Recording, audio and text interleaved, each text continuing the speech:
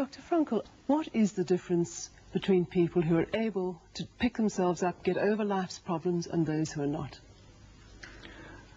The decisive factor is decision, the freedom of choice, the freedom to come up with a decision.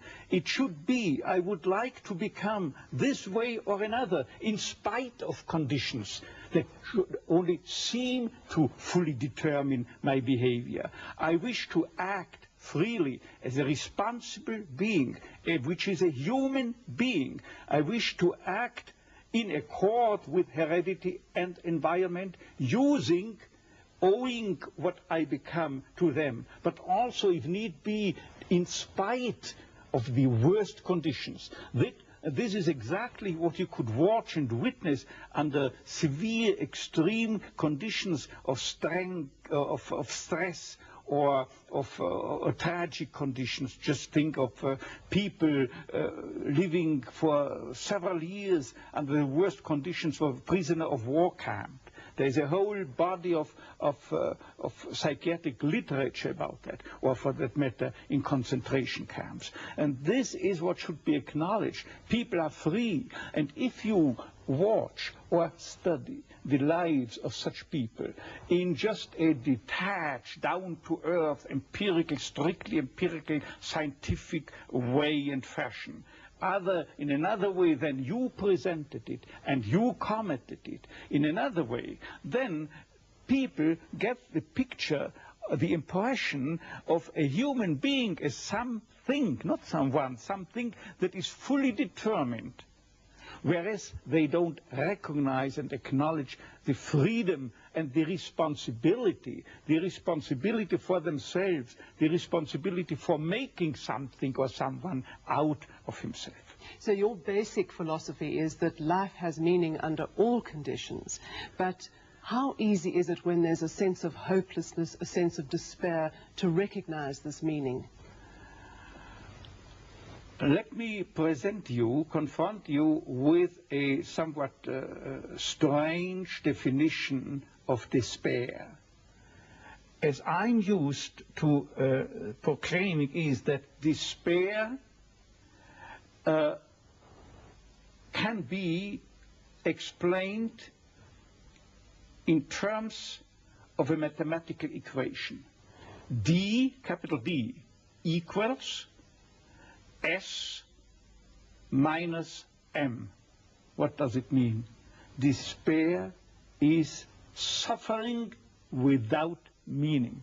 As long as an individual cannot see any meaning in his or her despair, he or she will certainly be prone to, in its suffering, I wanted to say, no meaning in the suffering, he or she will certainly be prone to despair and, under certain conditions, to suicide.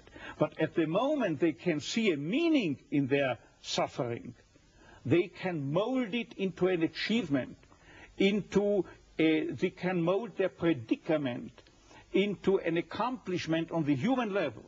They can turn their tragedies into a personal triumph. But they must know for what. What should I do with it? But if people, like so many segments of present-day society and population, cannot find any meaning whatsoever in their lives, cannot see anything meaningful, they more often than not have something to live by, or say at least enough to live by. They cannot see anything to live for. What is the answer to the question, why me? Why did this happen to me? The answer to such a question is nothing that a psychiatrist or any other type of a scientist can come up.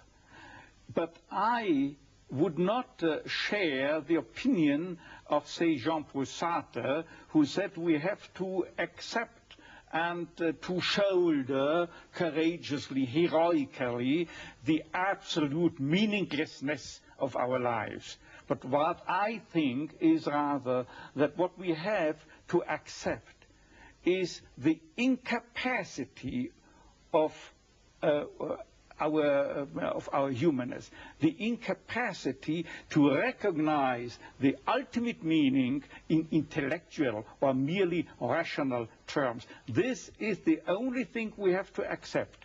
But still, we may believe in an ultimate meaning, but to lead someone, say a patient, to eat the way for him to such a belief, to faith, is of course not the business or job to be carried out by a psychiatrist, but rather by a theologian.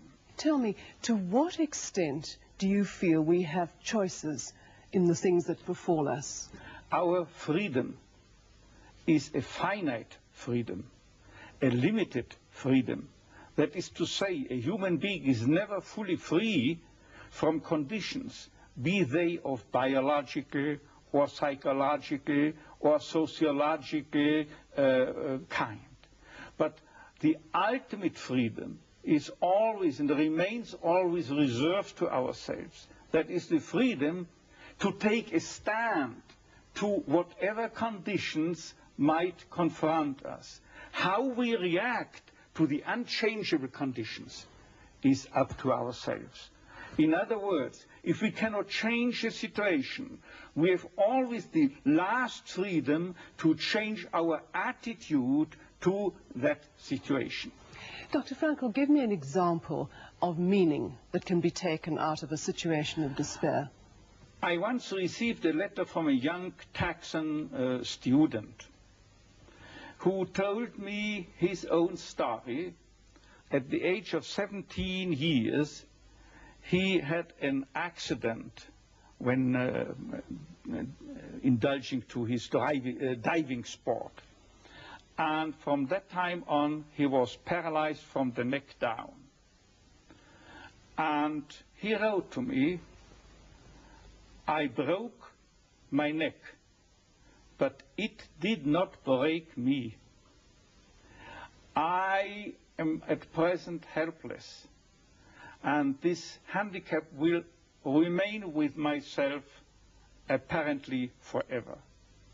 But I have not given up my studies. I want, because of my own helplessness, to help other people. I want to become a psychologist, to help others. And I'm sure," he wrote to me, "that my suffering will add an essential contribution to my ability to understand others and to help other people." This man, three years later, was invited by me to deliver a lecture, to read a paper at the 3rd World Congress of Logotherapy taking place at the University of Regensburg in West Germany. He was brought in and with his wheelchair by a plane from Texas to West Germany and delivered a lecture under the title, "The Defiant Power of the Human Spirit." The last sentence read, "I know that this is true because that man was me."